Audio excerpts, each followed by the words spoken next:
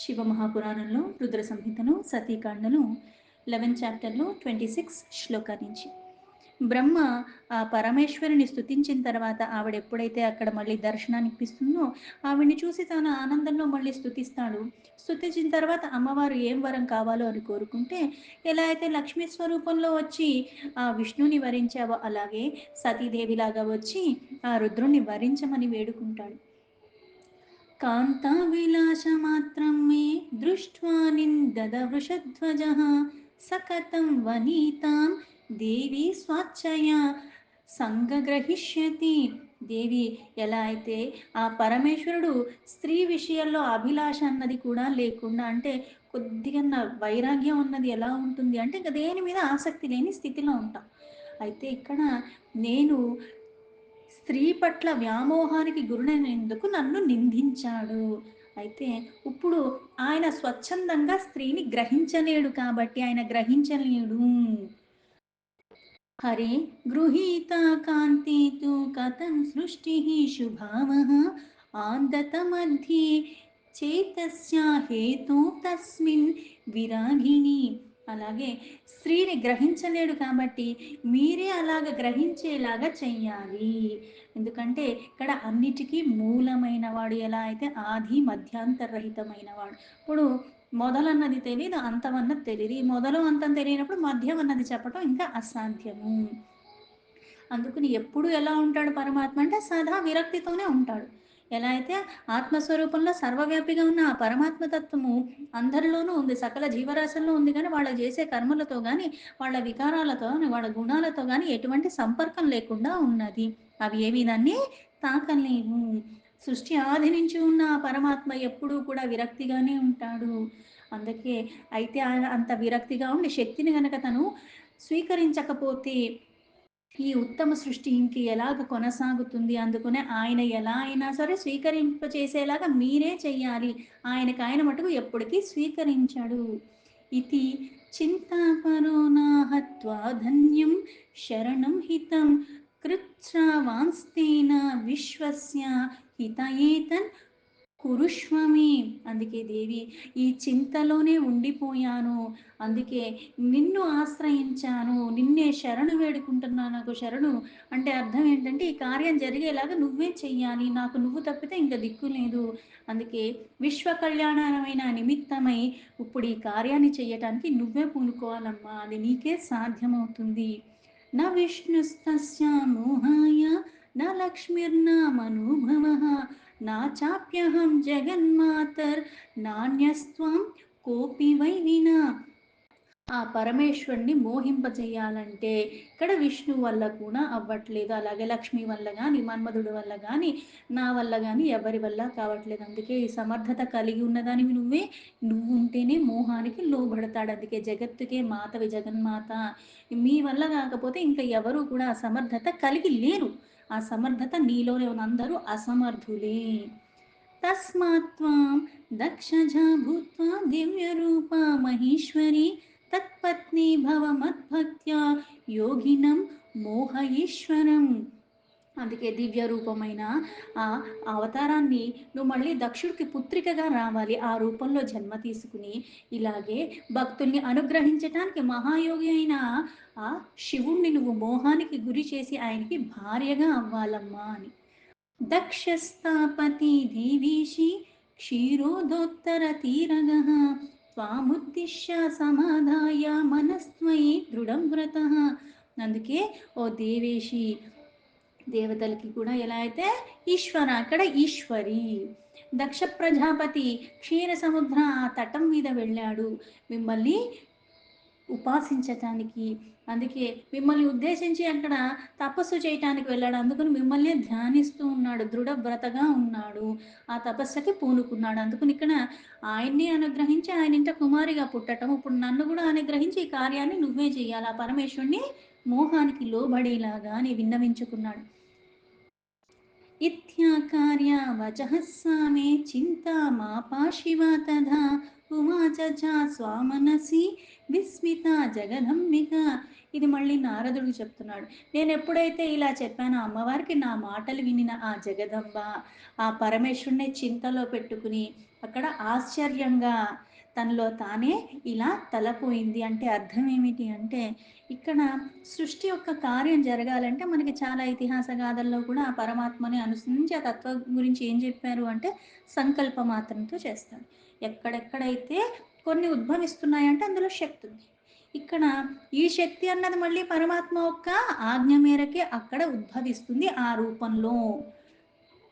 అంతే. ఇక్కడ మళ్ళీ ఈ శక్తి ఉద్భవించడానికి కూడా ఎలా అయితే ఆయన ఆజ్ఞ, ఆయన ప్రేరణ అన్నది ఎంతుందో, ఇక్కడ ఈవిడ కూడా ఇద్దరు సమపాళల్లోనే ఉంటారు. అంటే ఏకీభావ స్థితిలో ఒకటి ఉద్భవించటానికి ఇద్దరి యొక్క సామరస్యంతోనే అది అవుతుంది. అందుకున తన మనస్సులో ఇలా అనుకుంది అని మళ్ళీ ఇప్పుడు దేవి మాట్లాడుతుంది. దేవ్యా ఉవాచ అహో సుమహదాశ్చర్య వేదవక్తాపి విశ్వకృత్ మహాజ్ఞాన పరో భూత్వా విధాత కిం వదత్యయం. ఆ దేవి బ్రహ్మతో ఇలా చెప్పింది. ఓ వేదవేత్త, వేదాలే ముఖాల్లో ఉన్నవాడు, అంతా కలిగి ఉన్నవాడివి, ఆ తత్వరహస్యం అయితే జగత్తుకి కర్త అంటే సృష్టికర్త రూపంలో ఉన్నవాడు, విధాత. ఈ మహాజ్ఞాని యుక్తంగా ఇలాంటి మాటలు మాట్లాడుతున్నావే నాకు చాలా ఆశ్చర్యంగా ఉన్నది అని. విదితేశ్చేతసి సజ్జాతో మహామోహోర్ సుఖావహ యత్వరం నిర్వికారం తం సమ్మోహయితుమిచ్చతి. అంటే ఇప్పుడు నీ చిత్తంలో దుఃఖదాయమైన ఈ మహామోహం ఏదైతే ఉత్పత్తి అయ్యిందో అది పరమాత్మనే మోహానికి గురయ్యేలాగా చెయ్యాలని అనుకుంటున్నావు. ఇప్పుడు ఎలా ఉందంటే సాధారణంగా లౌకికంగా తీసుకుంటే ఇప్పుడు కొన్ని కొన్ని చెయ్యటానికి కొన్ని కొన్ని వాటికి నేను లోబట్టడం వల్ల నేను కొంచెం ఏదో తప్పు చెయ్యటం లేకపోతే హాని చేసుకోవటం జరిగిపోయింది. ఇప్పుడు కొన్ని కొన్ని నిజంగా సద్బుద్ధి, దుర్బుద్ధి అని ఎందుకంటాము? నాకొకటి జరిగినప్పుడు, నాకు కొన్ని అనుభవాలు ఏర్పడినప్పుడు, ఇలా చేస్తే హాని జరిగింది కాబట్టి ఇలా చెయ్యకూడదని నేను నేర్చుకోవడమే కాకుండా, ఇంకెవరన్నా అటువంటివి చెయ్యబోతున్నప్పుడు చెయ్యొద్దు అని సలహా అన్నా ఇస్తాను. వాళ్ళు వినొచ్చు, వినకపోవచ్చు. అది వేరే విషయం. అంతేగాని నేనెలాగో చెడిపోయిన వాడు చెడిపోలేని అవి చేస్తున్నా కదా వాడిని ఉసుగొలిపేలాగా నేను ప్రవర్తించకూడదు. పైగా వాళ్ళు అదే తప్పు చేయటానికి ఇంకొకళ్ళనో కూడా ప్రేరణ కల్పించి వాళ్ళతో ఆ తప్పు చేయించేలాగా నేను చెయ్యకూడదు. ఎలా అయితే ఒక తప్పు జరుగుతున్నప్పుడు దాన్ని నివారించలేదు సరికదా! వాళ్ళని ఒక సలహా ఇవ్వలేదు సరికదా! నేనింకా అక్కడే ఉండి వాళ్ళు ఇంకా అది తప్పు చేసేదాకా నేను చూస్తూ ఉన్నాను అంటే, అది ఎలా అయితే నాకు కూడా పాపం అంటుకుంటుంది. నేను చెయ్యట్లే, నేనేం చెప్పలేదు వాళ్ళకి. కానీ ఆళ్ళక్కడ చేస్తూ ఉంటే నేనక్కడే ఉండి చూస్తున్నాను. నివారించట్లేదు, ఆపట్లేదు, సలహా ఇవ్వలేదు. అది తప్పని కూడా నేనేం చెప్పట్లేదు. వాళ్ళు వింటారో వినదన్నది తర్వాత సంగతి. చెప్పటం గూడా నేను చెప్పట్లేదు. పైగా వాడది చెయ్యాలి, దాని ద్వారా నష్టం రావాలి అని ఆశిస్తూ ఉన్నాను. అంటే మానసికంగా. అది కూడా పాపమే. అందుకే ఇక్కడ ఇంతలాగా జ్ఞానిలాగా మాట్లాడుతున్నావు ఆశ్చర్యం వేస్తుంది అని చెప్పి మళ్ళీ ఏం చెప్పింది? ఎలా అయితే విష్ణువు చెప్పాడు. పరమాత్మతత్వం అంతా తెలిసి కూడా ఈ మాయామోహాల కారణంగా నీ బుద్ధి అన్నది దుర్బుద్ధిగా అయిపోయి ఇలా ఎలా మాట్లాడావు అని. అందుకే నిర్వికారమైన పరమాత్మనే మోహింపచేయాలన్న కోరిక నీకు ఎలా కలుగుతుంది అని. హరమోహవరం మత్తః సమిచ్చతి విధిస్వయం కో లాభోస్త్యత్ర సా విభుర్ నిమోహో నిర్వికల్పకః. కొన్ని కొన్ని కోరికలు కలగటానికి కొన్ని కొన్ని మనలో భావనలు ఉత్పత్తి జరగటానికి కూడా నేనే కారణం అని మళ్ళీ అహంకారం కారణంగా, అజ్ఞానం కారణంగా అనుకుంటాం. ఇప్పుడు నిజంగా ఒక వ్రతమో, ఒక దానమో, ధర్మపరమైంది ఏదో చెయ్యాలన్న భావన కలిగింది. నేను కాబట్టి చేశాను అని అనుకున్నాను అంటే ఏమైంది? ఇంత చేసిందంతా బూడిదలో పోసినట్టు అయిపోయింది. ఎందుకు? మళ్ళీ నాకీ వికారాలొచ్చినియి. ఎందుకంటే పరమాత్మ యొక్క అనుగ్రహం ఉంది. పరమాత్మ యొక్క కృప ఉంది కాబట్టి ఆ సమయాన్ని, సందర్భాన్ని ఇచ్చారు. అది చేసేలాగా కూడా అక్కడ మళ్ళీ ఏ విఘ్నాలు రాకుండా అది సంపన్నంగా జరగటానికి కూడా ఆ అనుగ్రహం అన్ని అనుకూలంగా జరిగినాయి కాబట్టి అది అక్కడ జరిగింది. ఇక్కడ నేనన్నవాడిని నిమిత్త మాత్రుడిని అనేది పరమ సత్యము. అవకాశాన్ని, సందర్భాన్ని దాన్ని మళ్ళీ సద్వినియోగం చేసేలాగా విఘ్నాలు రాకుండా కూడా ఆ పరమాత్మ కృపే ఉన్నది. అన్నీ కలుపుకుంటేనే ఆ పని సక్రమంగా జరిగింది. ఈ భావన నాలో కలగటానికి దానికి తగ్గట్టుగా కొంతమందిలో కూడా అవే భావనలు కలిగి వాళ్ళొచ్చి మళ్ళీ సహాయం చేసేలాగా, మళ్ళీ ఇక్కడ విఘ్నాల రూపంలో ఏది కలిగించకుండా ఉండేలాగా. ఇక్కడ గూడా నిరాకారకి ప్రతీక, నిర్వికార అలాంటిది ఎప్పుడూ నిష్కలగా ఉండేవాడు. కానీ సకలంగా ఒక రూపాన్ని సాకార రూపంలో తీసుకుంటున్నాడు మళ్ళీ అది పరమాత్మ యొక్క లీల. మోహాన్ని, మాయని అందరి మీద ప్రసరింపచేసేలాగా సృష్టిలో భాగంగా పెట్టాడు కానీ అన్నిటికీ అతీతంగా ఉన్న పరమంగా ఉన్న పరమాత్మకి దీనివల్ల ఎటువంటిది జరగదు. అలాగే ఈ పరమేశ్వరి కూడా ఇక్కడ ఈ పరమేశ్వరి మళ్ళీ ఆయన్ని మోహానికి గురి చేస్తుంది అనుకోవటం కూడా మళ్ళీ మాయ. ఎందుకు? ఎందుకంటే గుణాతీత స్థితి, మాయాతీత స్థితి పరమాత్మదైనప్పుడు వీళ్ళిద్దరిది అదే స్థితి. కానీ ఇక్కడ మళ్ళీ లీలగా ఏం చేస్తాడంటే మోహానికి గురైనట్టుగా ఈవిడ ఆయన్ని మళ్ళీ మోహింపచేసినట్టుగా అనిపిస్తుంది. ఇద్దరూ ఒకే స్థితిలో ఉన్నవాళ్ళు, మోహానికి మాయకి లోబడని వాళ్ళు, గుణాతీత సర్వాతీత స్థితి. కానీ ఈ యొక్క సృష్టి యొక్క రహస్యంగా కొన్ని కొన్ని జరగటానికి అవ్యక్తం నుంచి వ్యక్తమైనట్టుగా ఎలా అయితే వస్తున్నాయో కాలానుగుణంగా మళ్ళీ అవ్యక్తంలో ఎలా అయితే వెళ్ళిపోతున్నాయో ఇక్కడ కూడా అవతార రూపంలో తానే మళ్ళీ ఇక్కడ సృష్టికర్తగా, మళ్ళీ పోషణకర్తగా, లయకర్తగా ఉన్నాడు. మళ్ళీ ఆ శక్తిలో అక్కడ ఉన్నది.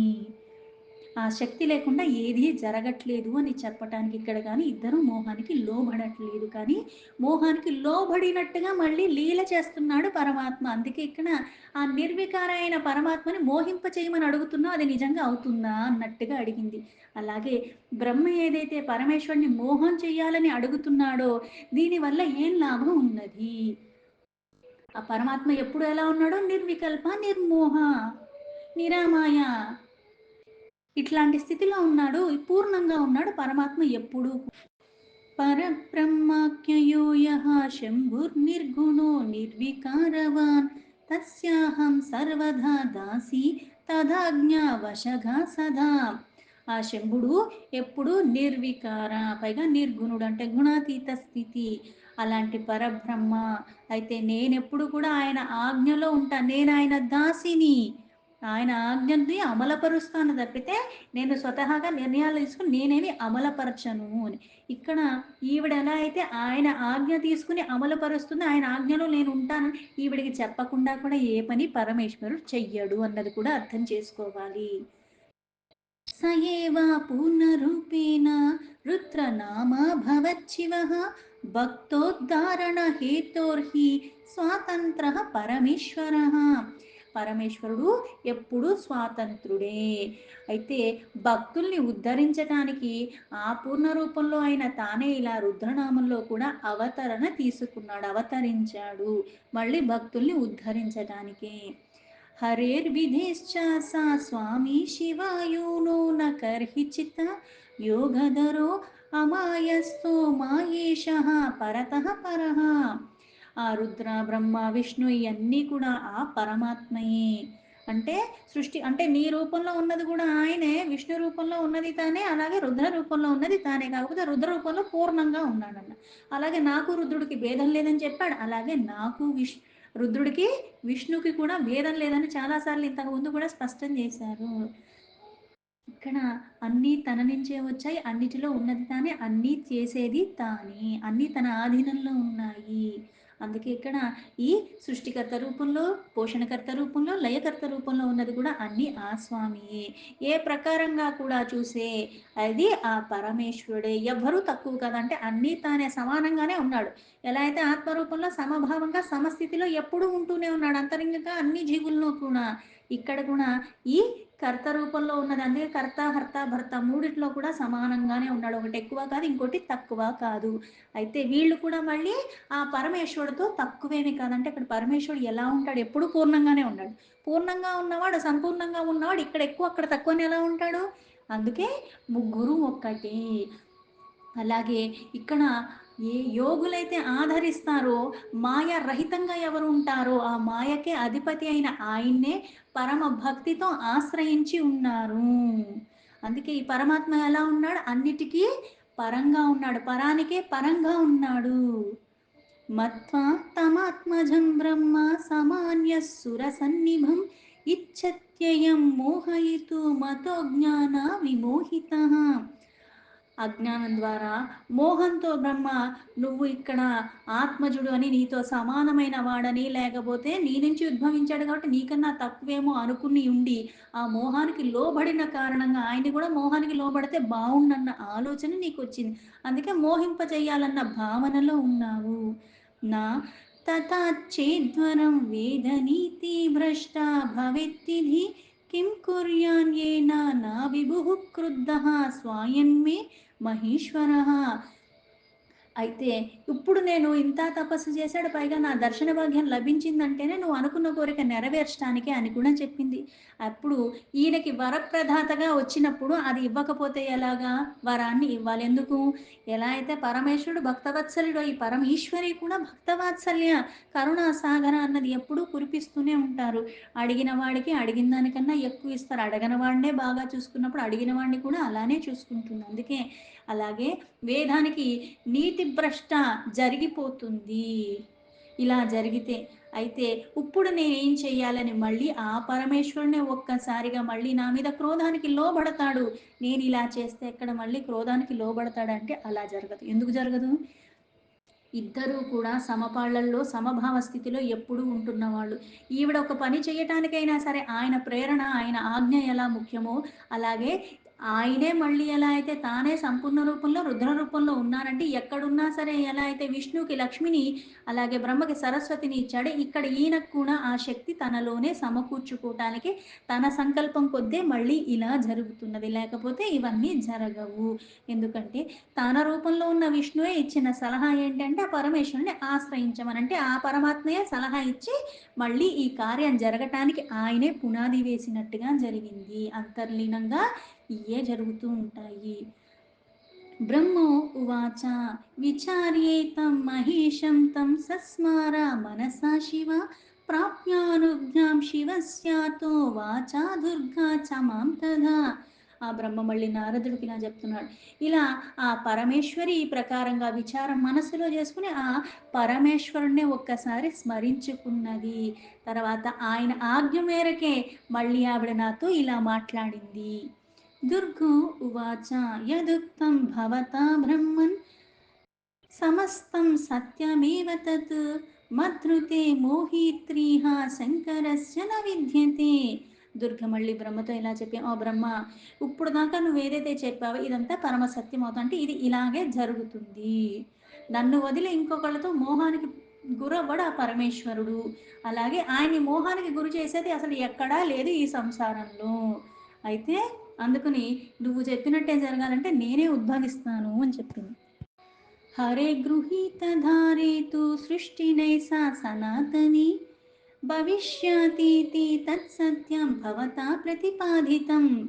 ఇప్పుడు దాకా ఏదైతే చెప్పావో అలాగే అక్కడ ఆ పరమేశ్వరుణ్ణి సనాతని దృష్టితో ఇక్కడ సృష్టి ఆయన మళ్ళీ స్త్రీని స్వీకరిస్తే గాని అది మళ్ళీ కొనసాగదు కాబట్టి ఇది సత్యమే, ఇది కొనసాగాలి.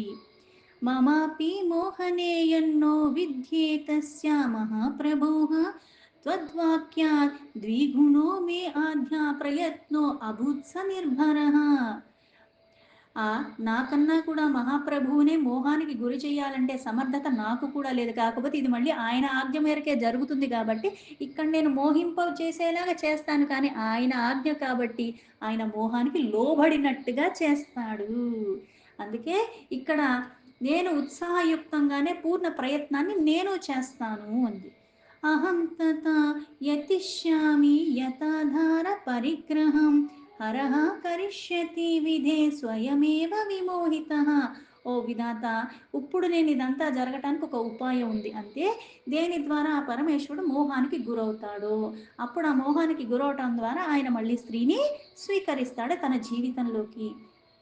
సతీమూర్తిర్మహం ధృత్వా తస్యేవ వశవర్తిని భవిష్యామి మహాభాగా లక్ష్మీర్విష్ణోయార్త ప్రియ. ఏ ప్రకారంగా అయితే ఆ లక్ష్మి విష్ణుప్రియ అయ్యిందో అలాగే సతీ రూపాన్ని ధరించి ఆ వశవర్తిని అంటే ప్రియమైన భార్యగా నేను అవుతాను ఆ రుద్రుడికి. యథా సోపి మయేవేహ వశవర్తి సదా భవేత్ తథా యత్నం కరిష్యామి తస్యేవ కృపయా విధే. అలాగే ఏ ప్రకారంగా నా వశవర్తి ఆయన అవ్వటానికి మళ్ళీ ఆయన కృప కారణంగానే నేను చేయాల్సిన ప్రయత్నాన్ని నేను చేస్తాను. ఉత్పన్న దక్షజాయాయాం సతీ రూపేణ శంకరం అహం సభాజాయిష్యామి లీలయా తం పితామహ. ఓ పితామహ అయిన బ్రహ్మ దక్షుడికి ఇలాగే దక్షుడు ఒక భార్య యొక్క గర్భంలో నేను సతీ రూపంలో జన్మ తీసుకుంటాను, ఆ లీల ద్వారా మళ్ళీ ఆ పరమేశ్వరుడికి మళ్ళీ భార్యగా నేనే అవుతాను.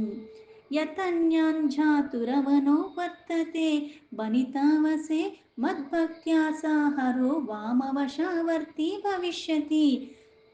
ఏ ప్రకారంగా సంసారంలో ఏ అన్యప్రాణి అయినా సరే స్త్రీ వశంలో అన్నీ ఎలా అవుతాయో అదే ప్రకారంగా భక్తితో మహాదేవుణ్ణి నా వశవర్తిని చేసుకుంటాను. ఎందుకు భక్తవత్సల.